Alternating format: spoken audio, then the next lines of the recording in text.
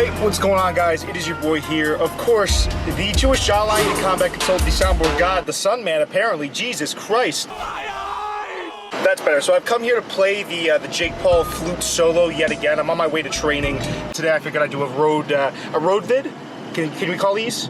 I'll figure out, you know what I'm going to do is, in the title of the video, I'm going to figure out a better name for all of these types of videos where I just hit the road and talk to you guys. But yes, today I am here to play the Jake Paul flute solo. He recently called out Canelo. Listen, I checked the comments on the Instagram post saying that Jake Paul was manifesting a fight with Canelo. It was on the ESPN Ringside Instagram, just because I wanted to see the amount of salt that was going to be in those comments. Whenever I see stuff like that, and I feel like people that have watched the channel for long enough know this about me, whenever I see stuff like that, it immediately makes me want to go against the grain and shoot Jake Paul a little bit of bail. This time it's tough, man. I feel like the more we see Jake Paul in there, the less skilled he looks. I don't know if he's regressing necessarily, but it's just, to me, the quality of his performances goes down every single time I see him in there. It's less and less compelling, right?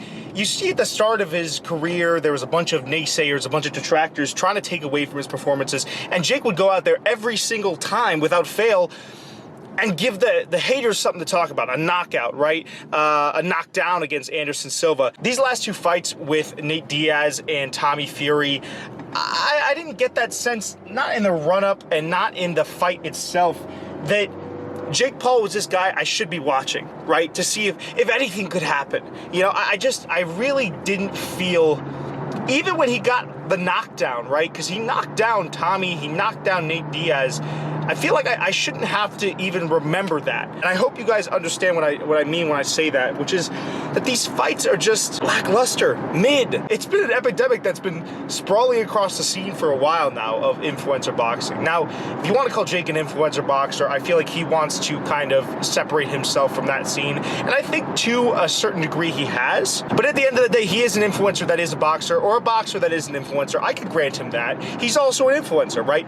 That's his career. We can't forget the fact that the reason that Jake is able to contribute to the fight scene the way that he has, and he has, I'm never going to take that away from him, is because of his large following that he's been able to cultivate over the years. I think what's been taken away from his most recent performances is kind of that mystique that we have about Jake Paul. And it's not to say that anyone thought his ceiling could be more than what it is right now, but the problem is we've reached that ceiling. I actually was very complimentary of his original plans to fight all of these retired MMA guys, even though it might seem foolish, even though it might seem a little bit phony or fake, right? I thought it was marketing genius from Jake, and it absolutely was. And I will defend that until my dying day. Jake, early in his career, was able to deliver us iconic moments. I think it was partially because of his star. It was most certainly because people wanted to see him get knocked out. And it was because of the people that he faced. I think each person that he handpicked, because again, let's be honest, he handpicked them, came with their own skill set that presented unique challenges to Jake. For instance, Anderson Silva would have the best defense, the best head movement, the best movement in general, I think, out of anyone that Jake had faced before him. Tyrone Woodley, both fights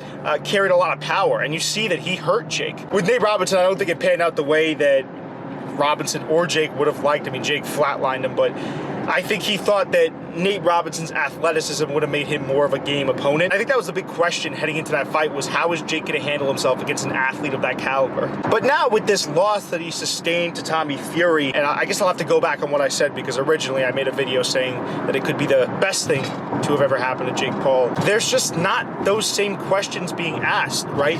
The people that wanted to see him lose are satiated. The people that might have been, the sun's in my eyes, sorry about this.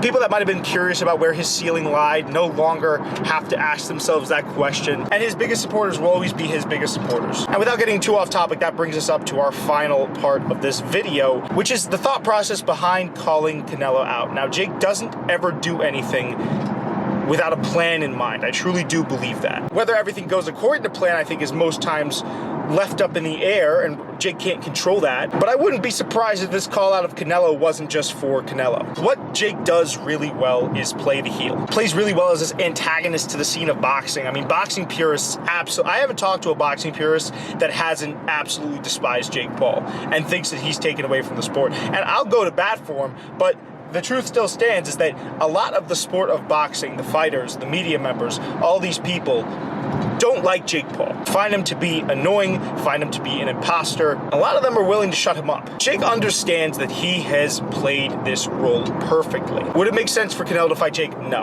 absolutely not. I don't think there's a single case that you could make for Canelo besides a semi-big payday. And I think if you're Canelo, you don't want to risk that. There's nothing about that fight that would get Canelo out of bed and ready to go in a big way.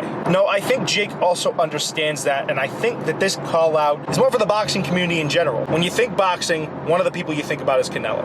It's Canelo, Terrence Crawford, all these people that are kind of the faces of the sport. And what Jake has done now, by calling out the face of the sport, almost like summoning demons with a Ouija board, is he's opened up the door for all these other boxers to say, if you think you can beat Canelo, I would definitely whoop your ass. You have to admit, when you think about the multi-layered planning behind a guy like Jake that's brought so much entertainment into the scene, it really makes you think what his next step is going to be. And I will say this before I get out of here, Jake will need a huge, not only a win, but a knockout win. He needs a compelling performance to get back in the public's favor. Let me know what you guys think down in the comment section below. I apologize for the, I don't know, the on-the-go nature of this video, but I did want to talk about my thoughts on Jake calling Canelo out. Let me know what you guys think, and I'll see you in the next one. Deuces.